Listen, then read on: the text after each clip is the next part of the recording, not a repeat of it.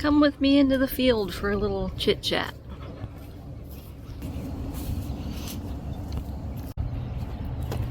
It's a beautiful, bright, sunny Tuesday, and I just gotta update you on a few things. This is my little seating spot when I want to come out to the back end of the property here and get away for a bit. I love the sun. So, well, I'm not going to make it all about my teeth, but the obvious thing is I'm still trying to get used to talking with this denture, so I don't know. Tell me, can you hear a lisp? Certainly you can hear a lisp. Now it's been almost a week. I have my follow-up appointment tomorrow, and it definitely does not fit the way it should, which they warned me about because your gums recede and it gets loose, and you know, it's just going to be a process, okay? So I'm sorry if my voice sounds funny and weird, but it's just going to be what it is for now. But that's not what I wanted to talk about. So this week's video is going to be just this, because I'm working on a very interesting and going to be special video about my time working with a particular model. I can't even talk. By the name of Armand. He needs a little bit of an introduction. So let's give context here. Okay, back in about 2014, 2015, I had this project called Long Hairs Magazine, and I was deep into my photography career. I was shooting models and then fitness models, and then I finally landed on a good niche for me, which is long-haired fitness models. So that seemed to work really well for my Facebook page at the time. This is back in the day, like we were more into Facebook back then.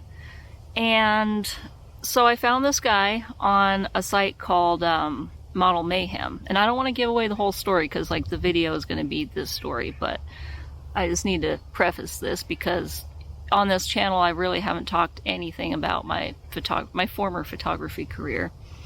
But so I found him on that site, Model Mayhem, which is where everybody found their models at the time, and we worked together. So fast forward, he ended up going on to a TV show, which I'm not going to mention right now, but it was on major network TV, and it's kind of a controversial show, and he became kind of a big star on the show. And then fast forward again, he did something, let's just say, extremely out of character. I shot with him a total of 4 times, and each time it was really fun, and we did various locations, and I'll show you pictures from the shoot in the actual video about this. But my overall experience with him, working with him, was very positive. So yeah, but it's a big bomb to drop that I'm gonna have to say, and I don't want to give away too much right now. But so that's why this video is kind of half-assed, is because I'm working on the real video.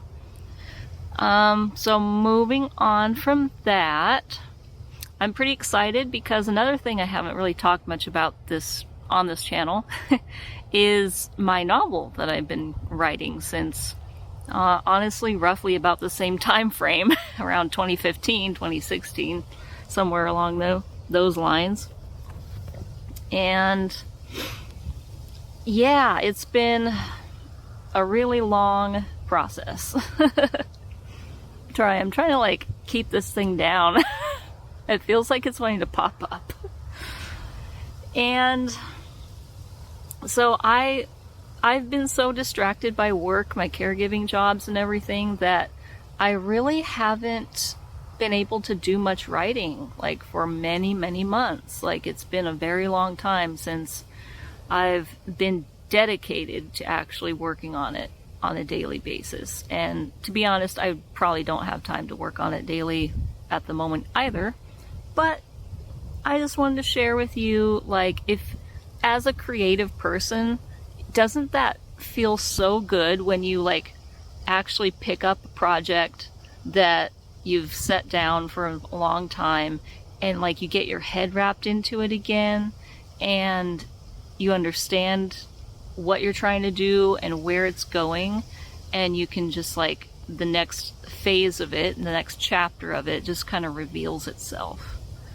It's such a great feeling. And those of you who are not creative, maybe you can't really relate to this very well, but let's say you're working on a big project. Maybe you're fixing a car or building something.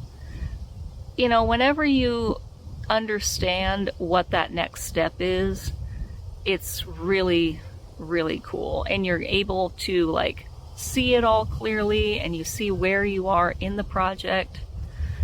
If it's a big project, you know, it's just such an amazing feeling to create. That's why I do it.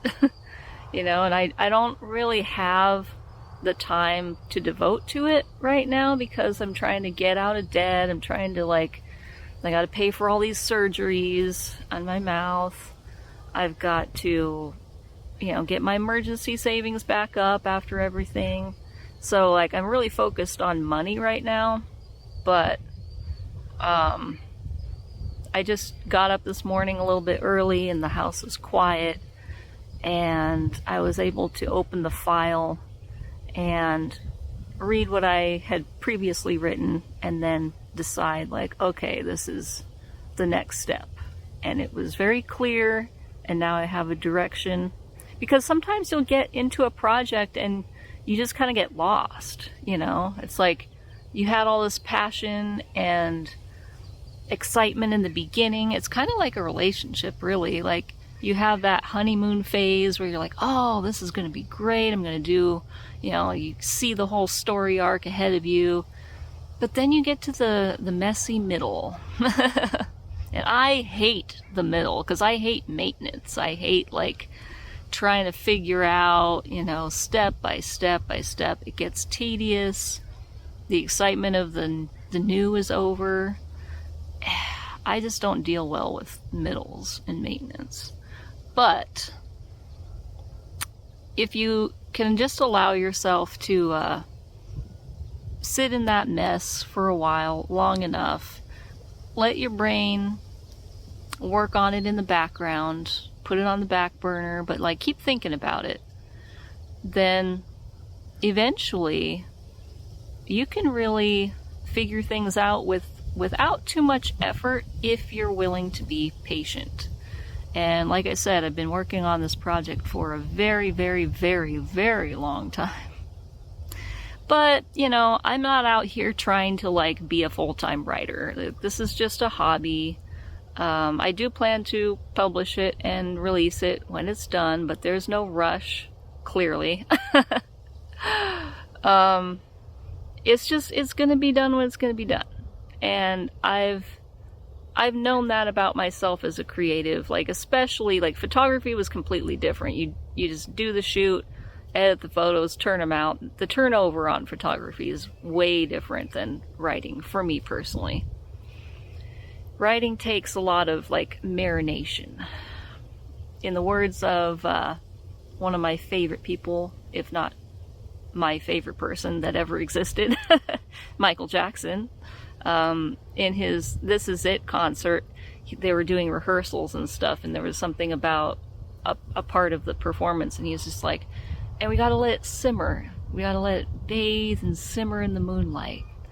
And I can relate to that. You just gotta let things simmer on the back burner for a while.